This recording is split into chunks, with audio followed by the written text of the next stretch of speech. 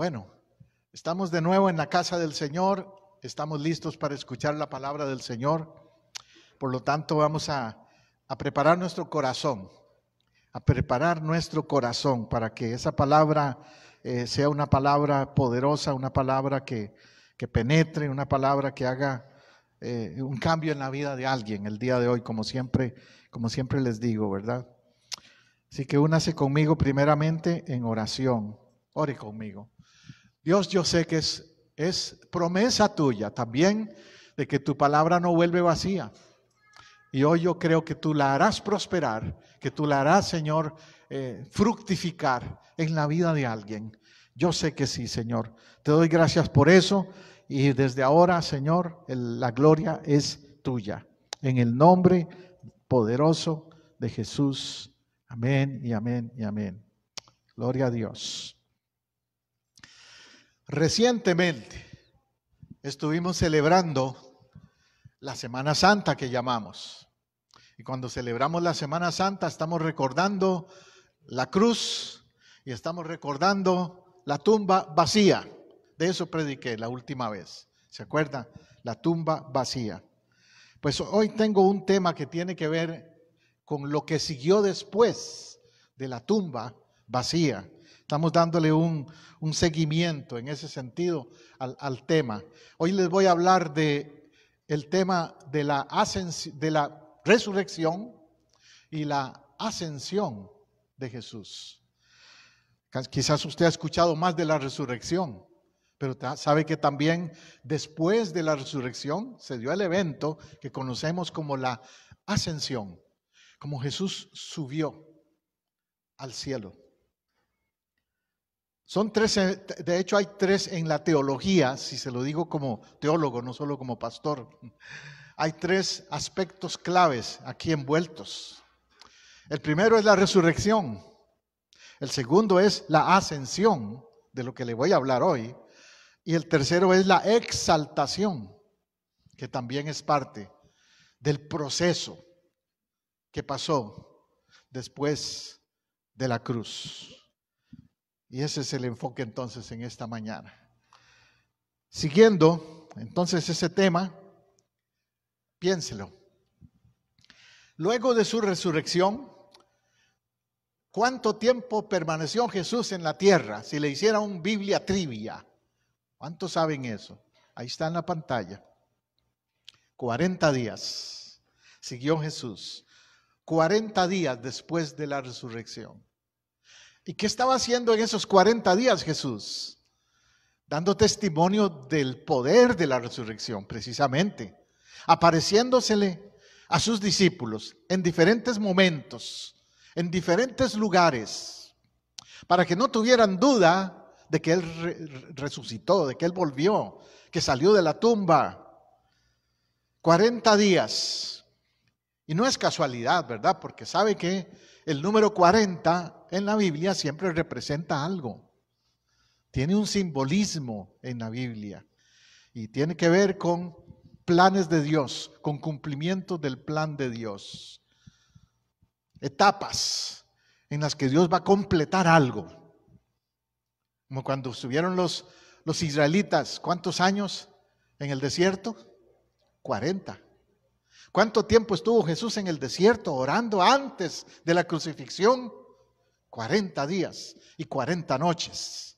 Pues no es casualidad el 40. No es casualidad que Él esperó 40 días después de su resurrección también para reforzar todo lo que implica su resurrección. En Hechos 1:3 dice que se les apareció vivos, que les habló, les testificó. En Hechos 1:8 también dice de que les dijo bien claro les dijo, recibiréis poder. Él se apareció todas esas ocasiones para dejarles claro a los discípulos, a la iglesia, a usted y a mí, de que Él está vivo y tiene poder. Gloria a Dios. Durante ese tiempo Él comió con ellos, lo podían tocar, eso indica de que no era un fantasma, tenía un cuerpo glorificado, pero no era un fantasma. Tenía un poder sobrenatural más que antes de la resurrección. Antes de la resurrección, él estaba completamente sometido a las limitaciones de un cuerpo humano. Ahora tiene un cuerpo, pero un cuerpo glorificado. Sin embargo, todavía no había ascendido. Y como no había ascendido, todavía él podía ser visto físicamente y hasta lo podían tocar. Lucas 24, 39 al 43 nos da un testimonio, el de aquellos que decían, quién sabe, tal vez no es, tal vez es un fantasma. Y él les dice, tóquenme, metan el dedo en la llaga y se van a dar cuenta de que sí soy yo. Wow. Por los que dudaban, porque hay gente así. Yo era así antes de ser cristiano. Le ponía pruebas a todo. Si no me lo demuestran, no lo creo. Los falsos testigos de Jehová, y tengo que decirlo por nombre porque hay que desenmascarar las falsas doctrinas. Ellos enseñan de que cuando Jesús resucitó, no resucitó en cuerpo, en cuerpo físico, que era como un fantasma. Pero precisamente este pasaje de Lucas 24 destruye esa falsa enseñanza, porque ahí dice que él les dijo, tóquenme, metan el dedo en la llaga, y comió con ellos. Prueba de que era no un fantasma. Incluso la Biblia nos dice que después se apareció a más de 500 personas a la vez. Vaya a 1 Corintios 15:6. Ahí está la declaración bíblica. No lo digo yo nada más. Se apareció a más de 500 personas a la vez. Dicen los psicólogos que es imposible que se dé lo que se llama como una especie de ilusión, imaginación nada más de algo porque lo diga alguien cuando le sucede a más de 500 personas.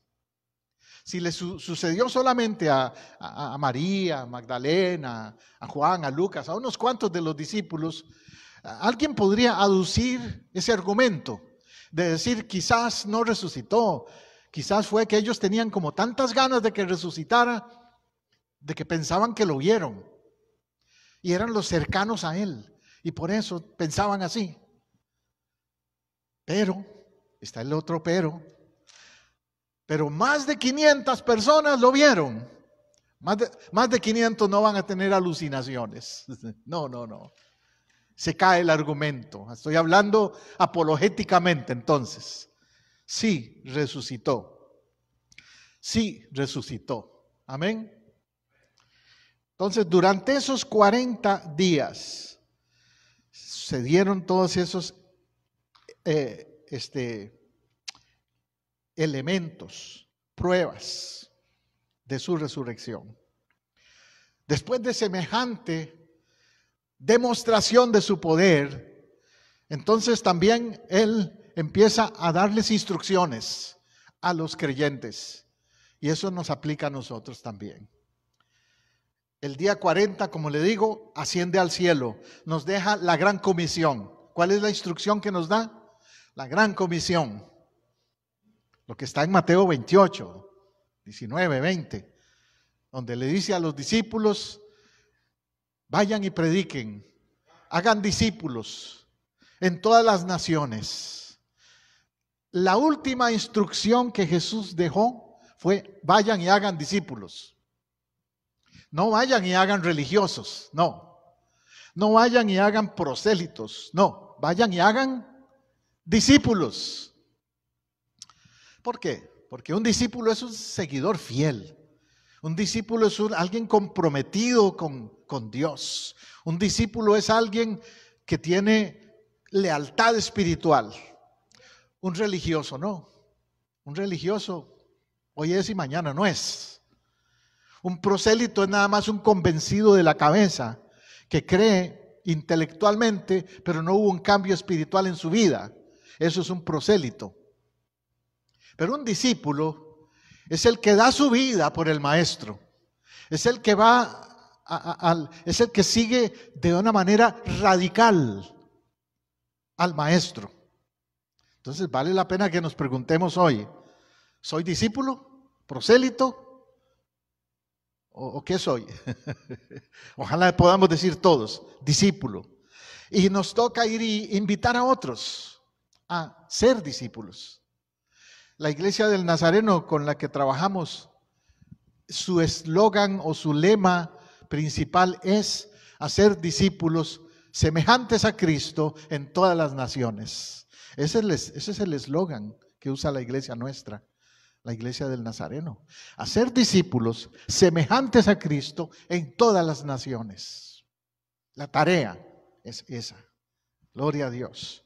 Y Hechos 1:8 nos dice que para hacerlo nos dejó el empoderamiento, la unción del Espíritu Santo. Hechos 1:8. Antes de irse, Jesús les dijo, pero recibiréis poder del Espíritu Santo. Y entonces me seréis testigos, pero esos sí son de los buenos testigos, no de los otros que mencioné antes. Me seréis testigos. Un testigo es uno que dice, yo sé, porque sé, porque sé. Yo soy testigo del poder de Dios. ¿Se acuerda de ese corito que cantábamos antes? Yo soy testigo del poder de Dios por los milagros que Él ha hecho en mí y por tantas manifestaciones que ha tenido en mi vida. Lo sabemos. Soy testigo. Y eso es por la unción del Espíritu Santo. Usted no puede hacerlo solo. Usted, por su capacidad, mi hermano, vos y yo, tenemos limitaciones. Como Moisés, tal vez decimos, yo no sé hablar, yo no sé predicar o yo no sé. Pero, ¿sabe qué? Cuando el Espíritu Santo te da la unción, suelta tu lengua, te da el denuedo y entonces puedes hablar sin temor a quien sea. Eso es la gran promesa que Él ha hecho. Amén. La ascensión de Jesús, entonces, se da 40 días después de la cruz, pero aún quedaron 10 días más entre la ascensión y Pentecostés. Entre la ascensión y Pentecostés. Hoy no voy a ponerle el énfasis tanto a Pentecostés, pero en uno de estos domingos más adelante voy a predicar de ese tema también. Porque hay 50 días entre la resurrección y Pentecostés. ¿Me entiende la diferencia? Hay 40 días entre la resurrección y la ascensión. Y hay 10 días más que tuvieron que esperar en el aposento alto para que viniera el derramamiento del Espíritu Santo como lo profetizó Joel. Entonces, ahí se da ese otro gran evento. Fue justamente en la fiesta del día de Pentecostés, la fiesta que se llama de la cosecha. ¿Te sabía eso? Pentecostés. Y no, te repito, y no te doy detalles, pero en la próxima predicación lo haré. ¿Por qué cosecha? ¿Por qué todo eso? Y estaban allí en ese lugar y recibieron esa promesa. Hoy día nosotros lo que sí estamos haciendo es anticipando Pentecostés. Y quiero aclarar que cuando digo Pentecostés, no me refiero a una denominación, porque entendemos que hay una denominación o hay iglesias que se denominan, se llaman iglesias pentecostales. No me refiero a eso, me refiero a la venida del Espíritu Santo en el día de Pentecostés, en el libro de los Hechos, en la iglesia primitiva. Y eso es lo que anticipamos, ese sentido de Pentecostés. A mí me han preguntado a veces, pastor, ¿usted es pentecostal? Y claro, yo sé que lo están preguntando con el sentido de la denominación.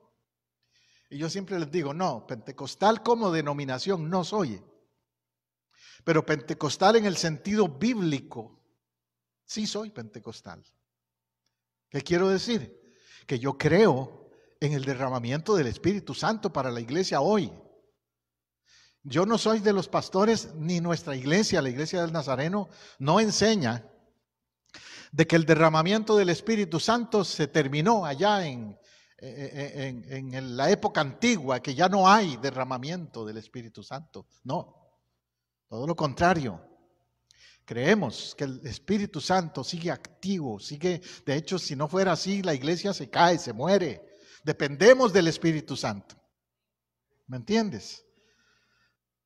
Entonces, en ese sentido, seguimos anticipando Pentecostés como la unción, el empoderamiento de Dios para su iglesia, para usted y para mí.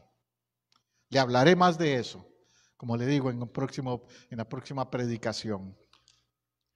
Ahora, lo que sí quiero hacerle notar, que tal vez es mi enfoque hoy y algo que poco se predica en la iglesia, es lo que representa la ascensión de Jesús, cuando Él subió al cielo.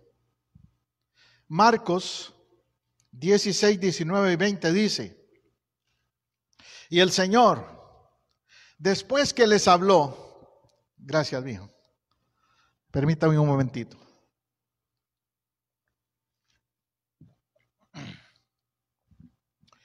El Señor, después que les habló, fue recibido arriba en el cielo. ¿A dónde? Arriba en el cielo. Y se sentó a la diestra de Dios. No dice que se sentará, se sentó. Él ya está en el trono.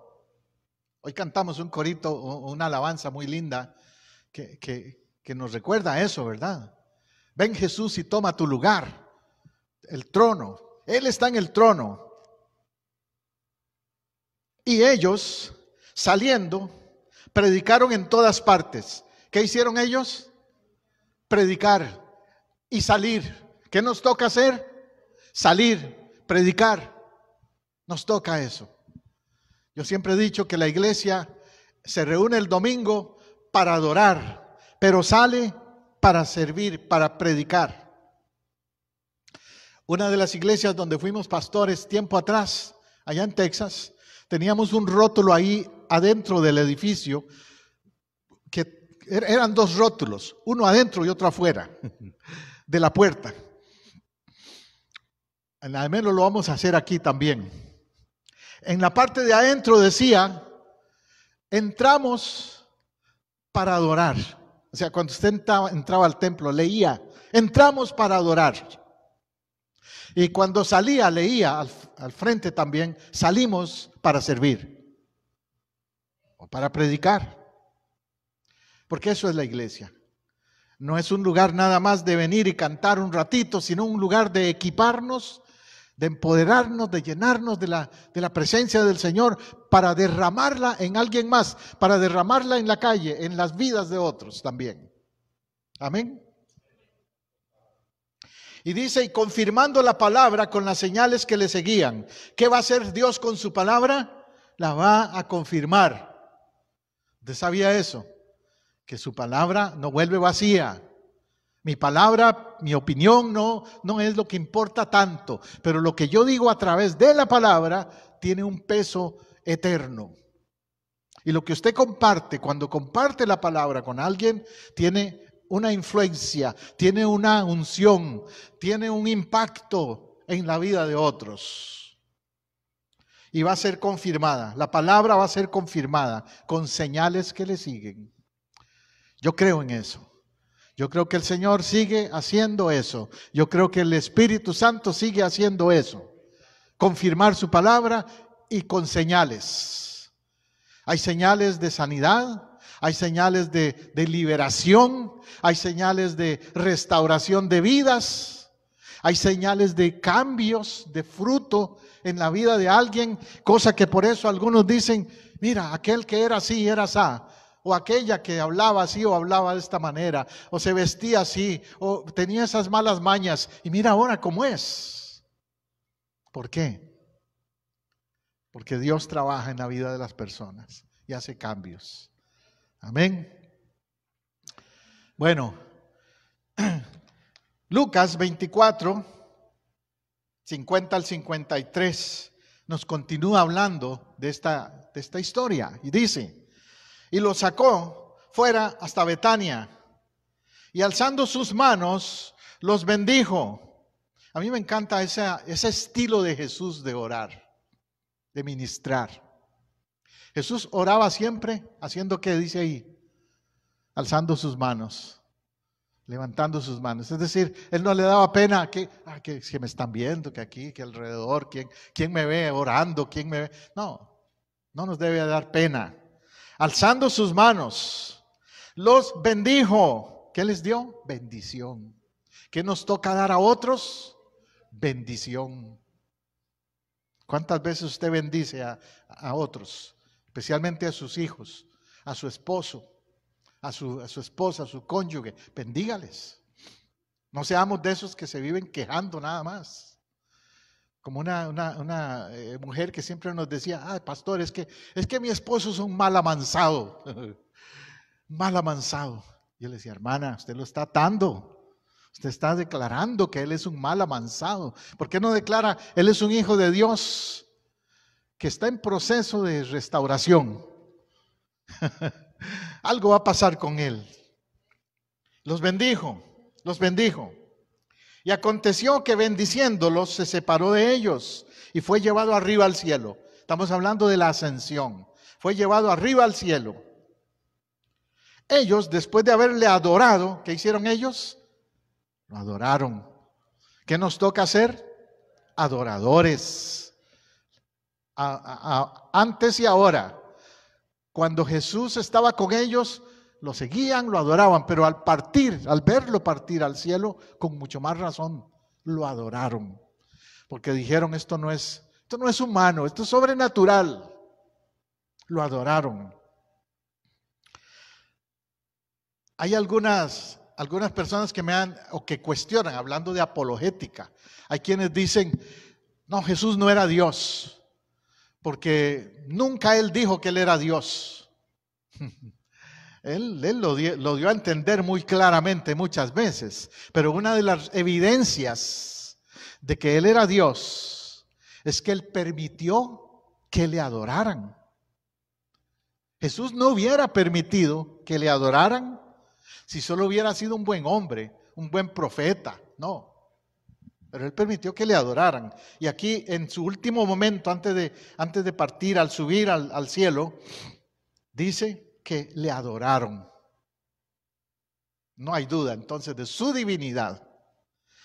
Ahora, además de haberle adorado, volvieron a Jerusalén con gran gozo. ¿Se acuerda que prediqué la semana pasada de 2 discípulos que no querían estar en Jerusalén?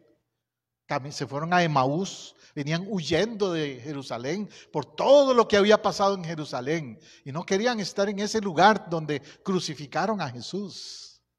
Imagínate entonces, ¿qué pasó? Esta es otra evidencia de la realidad de la divinidad de Jesús. Que estos discípulos que antes querían irse de Jerusalén, que no querían nada que ver con Jerusalén, ahora regresan. Y regresan, como dice, con gozo. ¿Por qué? Porque ahora tienen convicción. Porque ahora saben quién es Jesús.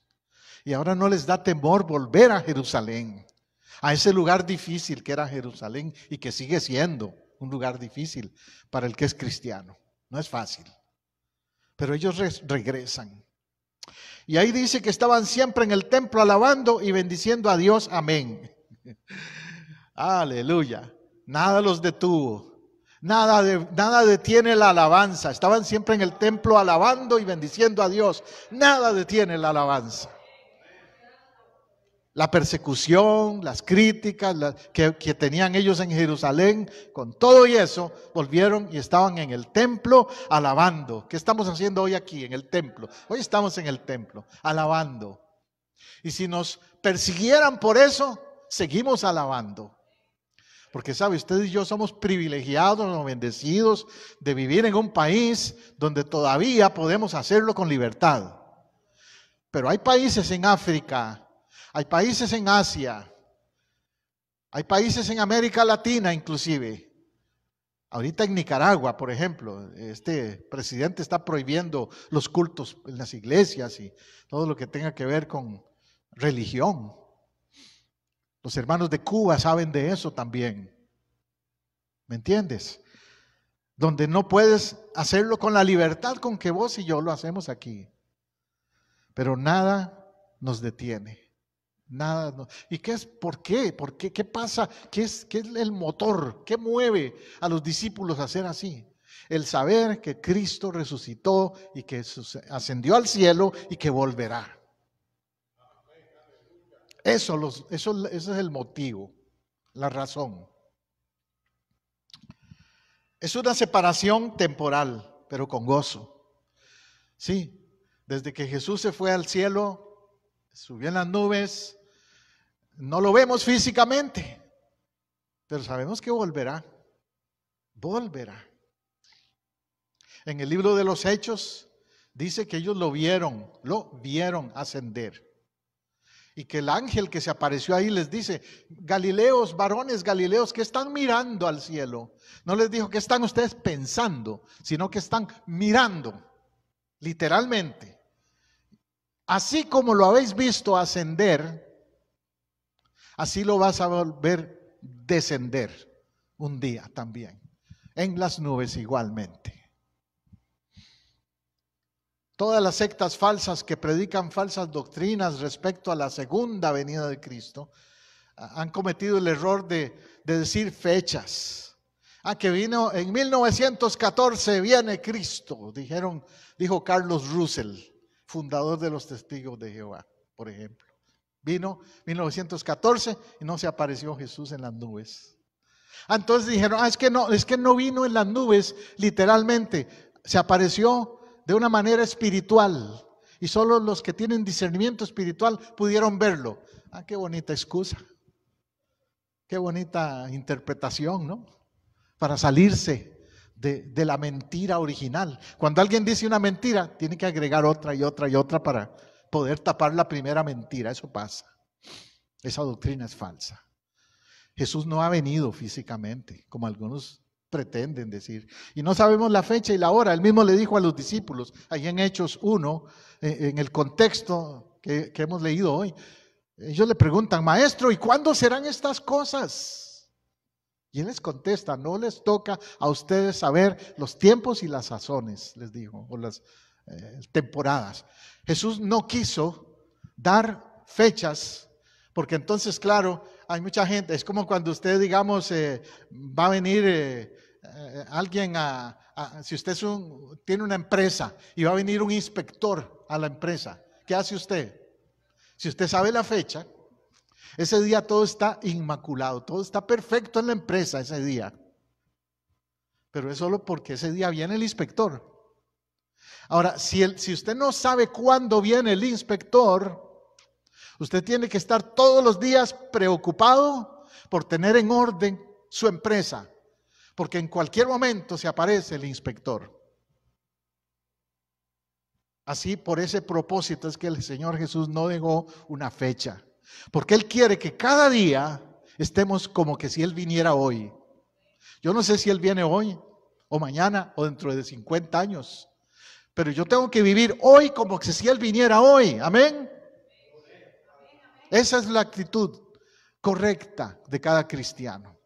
Vivir cada día como que si Él fuera a venir hoy. Pero así los discípulos tuvieron que aprender la diferencia. Y el Señor Jesús entonces fue recibido arriba en el cielo y se sentó a la diestra de Dios. Aunque estamos hablando de la ascensión, también aquí se demuestra el otro concepto que les mencioné, la exaltación. Se sentó a la diestra de Dios. Jesús no solo ascendió, no ascendió y se quedó por ahí en el espacio, como diríamos, ¿no? El único que anda rondando en el espacio y que no tiene casa propia, ya usted sabe quién es. El que echaron del cielo, el derrotado, ese no tiene trono. Isaías 14 dice que él quiso usurpar el trono de Dios. Ese fue su gran pecado de Satanás, que él quiso usurpar. Subiré al cielo, dice, a las estrellas y me sentaré en el trono. Esa fue su idea, su plan. Y se le cayó el plan. Y dice en Isaías, oh lucero, ¿cómo caíste desde el cielo? Yo tuve una experiencia en una ocasión haciendo liberación espiritual. Estábamos orando mi esposa y yo, eso fue allá en Nicaragua, orando por una joven endemoniada, que cayó al piso, se revolcaba como una serpiente y hablaba puras maldiciones, cambió la voz, hablaba con voz de hombre y hablaba en plural, no decía yo, decía nosotros. Eran demonios. Yo personalmente no tengo poder, pero la palabra de Dios tiene poder. Y me acordé de Isaías 14. El Espíritu Santo me trajo a mi mente Isaías 14. Y lo abrí y empecé a leerlo. Cuando yo empecé a leer esa parte que dice, oh lucero, hijo de la mañana, ¿cómo caíste? Tú que decías, subiré al trono. Esa muchacha, o los demonios que estaban en ella más bien, pegaban alaridos, gritos. ¡No! Sí, así es, fuiste echado del cielo y te vas a salir aquí ahora mismo. En el nombre de Jesús te vas a salir de este cuerpo, de esta joven. Vas a salir ya en el nombre de Jesús. No tienes lugar, no tienes casa, no tienes dónde estar. Te echaron del cielo. Y mire, esos demonios se fueron ese día. De pronto esta joven que estaba así, de pronto se estiró, echó un suspiro, abrió los ojos y nos dice, pastores, ¿qué estoy haciendo aquí? ¿Qué pasó? Le explicamos un poco. Después le preguntamos, dígame una cosa, ¿usted ha practicado cosas de magia negra, de hechicería, de ocultismo? Sí, eso era la raíz del problema. Ella nos dijo que inclusive tenía fotografías de muchachos, de jóvenes, que ella los enterraba en el patio de la casa, con tierra de cementerio, para que fueran de ella, esos jóvenes, para que se enamoraran de ella. Esas cosas hacía. ¿Cómo no iba a estar atada y endemoniada entonces? Y en esa ocasión ella nos confesó eso, oramos, fue liberada y también fuimos a su casa y desenterró todas aquellas fotos que tenía por ahí, incluyendo uno de los líderes de la iglesia, de los jóvenes de la iglesia, que cuando le contamos eso, pastor, de verdad, me dice, ay, y fue liberada. Pero todo eso, ¿por qué? Por el poder de Jesús. Porque el trono, mi punto que estaba haciendo es que el trono no lo tiene Satanás. Satanás no tiene trono, está destronado. El que tiene el trono, el que tiene el poder, el que tiene toda la autoridad, se llama Jesús. Subió al cielo y fue vindicado, fue entronizado. Es el que tiene el poder hoy día. Aleluya. Efesios 1:20 al 21. Efesios 1:20 al 21 dice, resucitándole de los muertos, hablando de Jesús, y sentándole a su diestra en los lugares celestiales, sobre todo principado y autoridad, encima de, sobre todo principado y autoridad y poder y señorío. No hay ningún poder más alto que el de Él.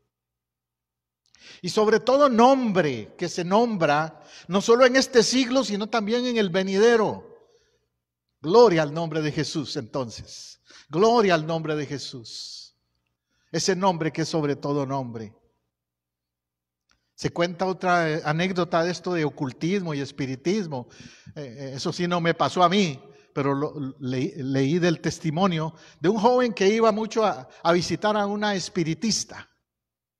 Una medium, ellos usan el nombre así sofisticado, que es una medium, y que ella lee la mente, y que hace esto y el otro. Y este joven empezó a venir a la iglesia.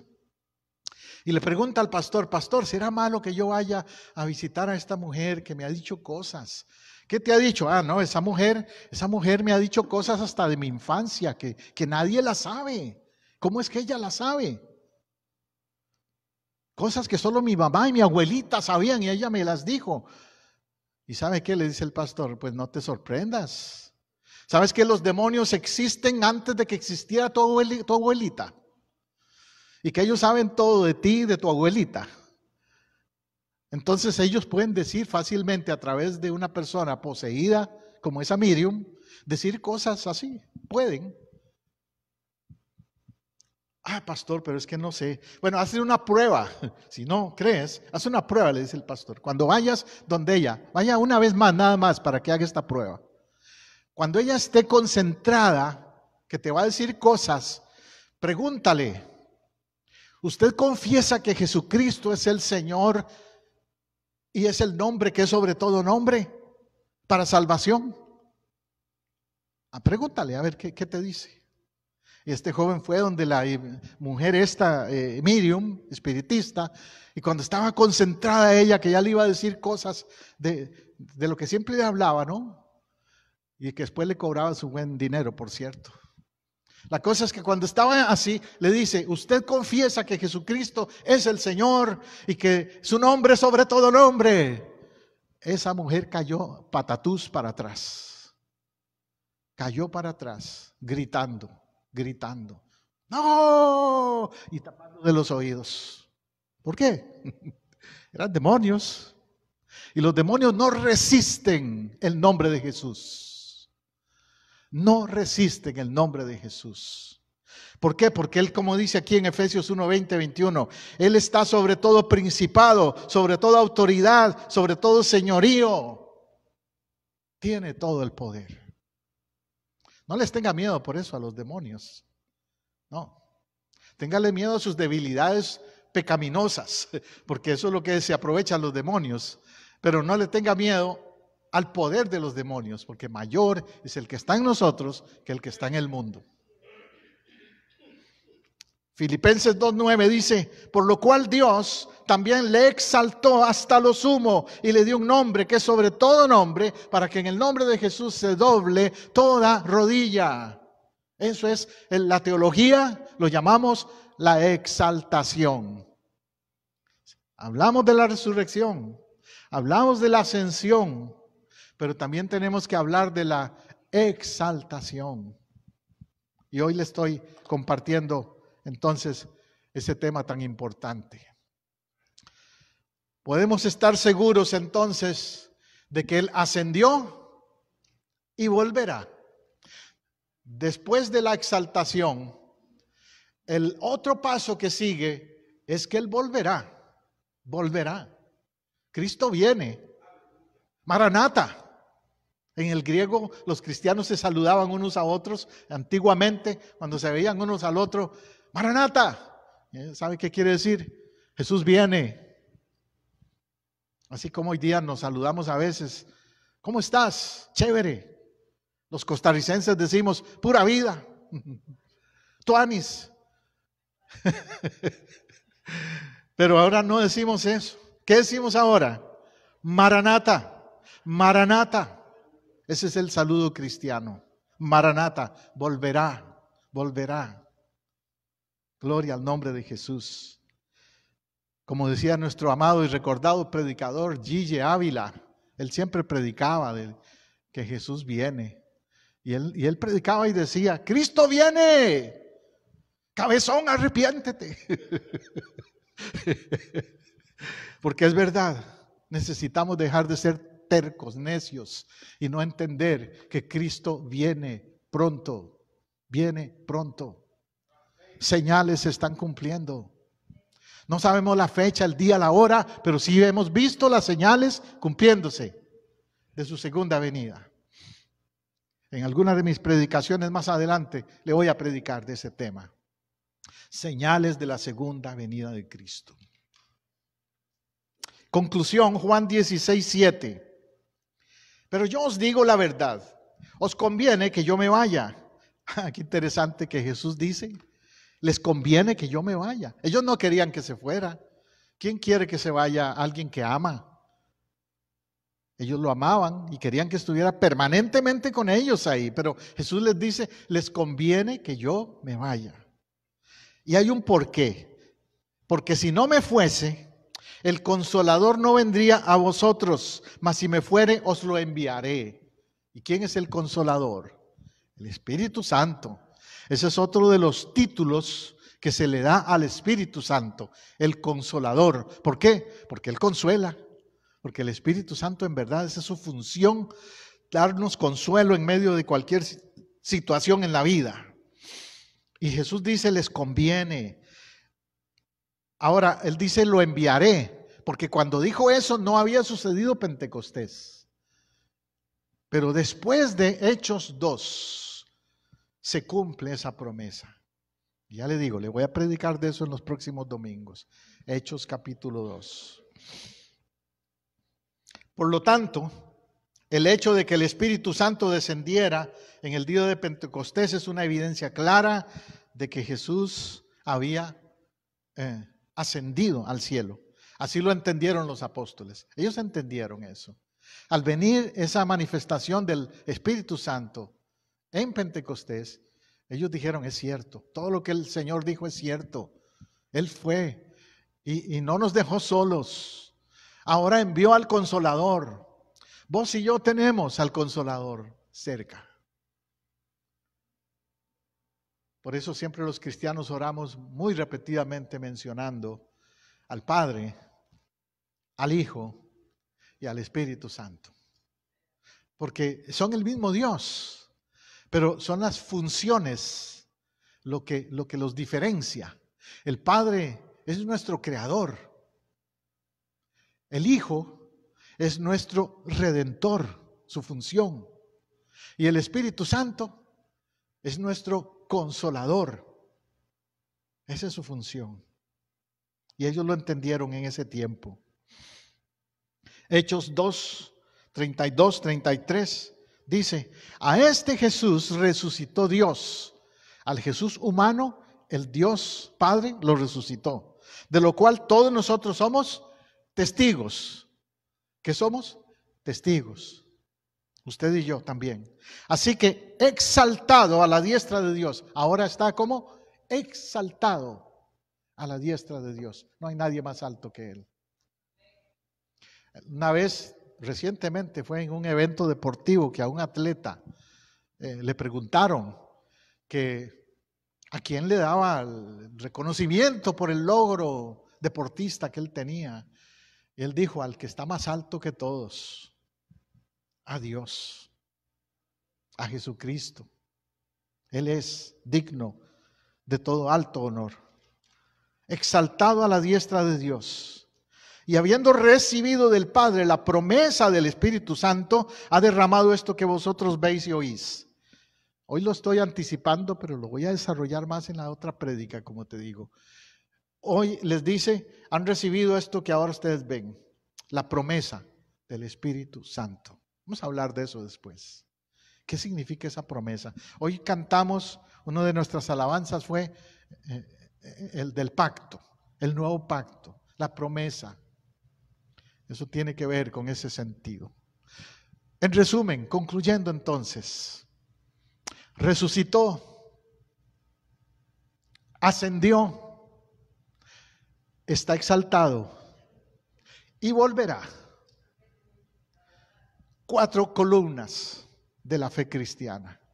Sin esas 4 columnas estaríamos jugando aquí a iglesia nada más.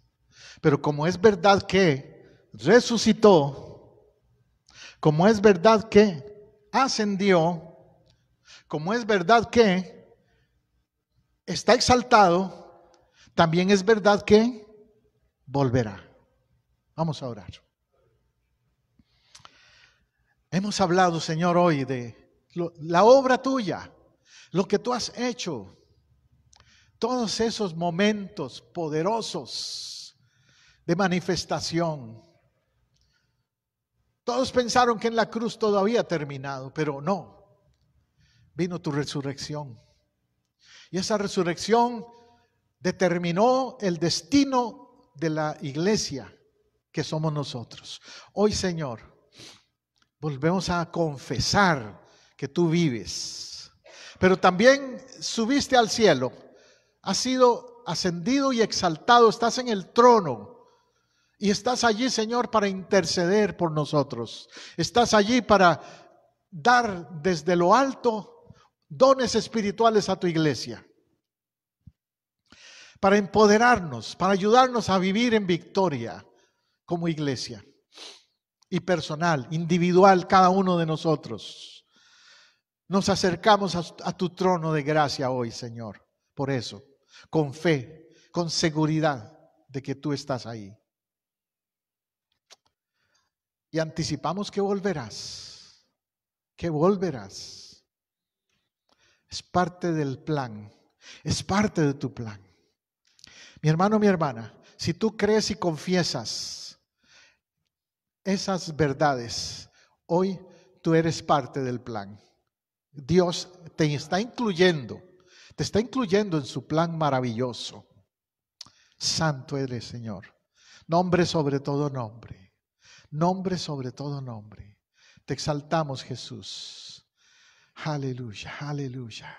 Mira, si hay alguien ahí que me ha escuchado, que ha recibido este mensaje y no lo había entendido antes, pero hoy se le han abierto sus ojos. Si eres tú, si tú has comprendido hoy todo lo que Jesús ha hecho, su obra redentora, desde su muerte en la cruz hasta su segunda venida, si has entendido todo eso, ahora mismo, dile, Señor, gracias, gracias por tu obra, por tu plan, porque no es casualidad lo que ha pasado en todo este tiempo.